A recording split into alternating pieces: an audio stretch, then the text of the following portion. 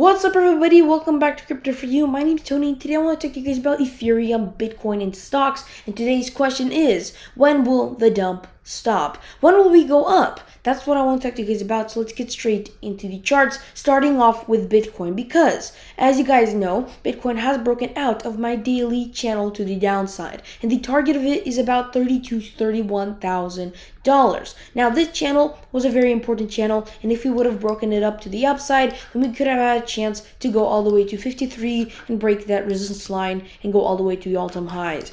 But instead of that, we broke to the downside and confirmed resistance. That is not a good thing. But you could actually draw a yellow line right over here, and that technically shows that we are still inside of our channel, and that would mean that we did not break down, and we could actually just confirm support on the bottom of the channel and go up. Now, how likely is that to happen? Well, for starters, we actually have a bunch of resistance lines above. Like, if I turn on the moving averages, you guys can see that the 20, the 50, and the 100-day moving averages are very close to Bitcoin right now.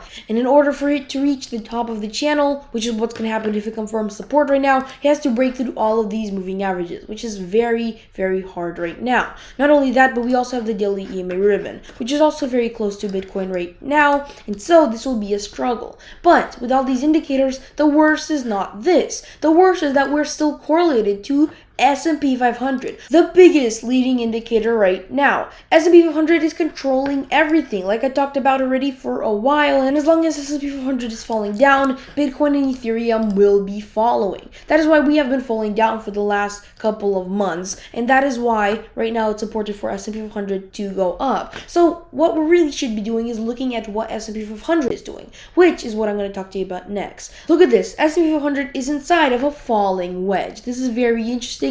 And the coolest part is that S&P 500 is at the bottom of it. It just confirmed support, meaning that it could rise all the way to the top. Now, this is very bullish because when S&P 500 starts to rise, everything decouples from it and it starts going its separate way, and it usually pumps up even farther. That the reason is that investors start to accept riskier things, which they previously did not do because it started to dump, but they come back to riskier things like crypto and they start investing, pumping it through the roof. So S&P 500 right now, if it does start to go up right now after confirmed support at this level, Bitcoin could technically go all the way to the top of its channel with Ethereum, which also has a lot of crypto indicators on top of it, and the rest of the crypto market. But that will only happen if S&P 500 will right now confirm support and go all the way to the top of our falling wedge. But what will happen after that? Because it's only short term. If we get rejected off the top of this triangle, we will once again fall and make Bitcoin and Ethereum fall again.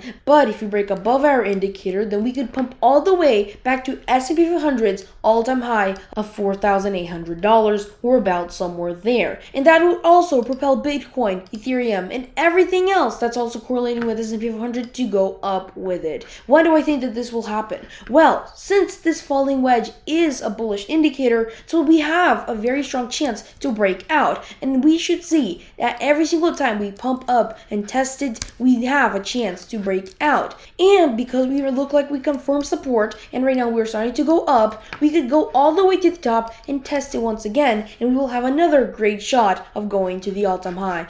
If we go up right now, we will have a bull run and a smaller pump up in the short term for Bitcoin, Ethereum, and S&P 500. But if we break out of this triangle to the upside, we will have a much bigger pump up. And that will only happen if Ethereum breaks above its triangle. But for now, we should just look at the smaller time frames and see that S&P 500 is in fact looking like we confirm support on this indicator and are going up. One more thing, if we go on the weekly time frame, you guys can see that we not only confirm support on our falling wedge, but we also confirm support on a 100-week moving average, one of the most important moving averages on the weekly time frame. That is very important that we did this because now we have a strong foothold for S&P 500, and because of this, it could start to go up along with Bitcoin and Ethereum following it, and this channel could be saved, and we could technically still be inside of this Bitcoin and Ethereum channel, and we could in fact be going up. So watch S&P 500, not Bitcoin, not Ethereum, S&P 500, and see, will it be able to pump all the way to the top of our falling wedge, and will it be able to break above it and go to all-time highs. If it does this, then Bitcoin and Ethereum will be in fact saved from their doom down to $32,000 and for Ethereum to go down to about $2,000.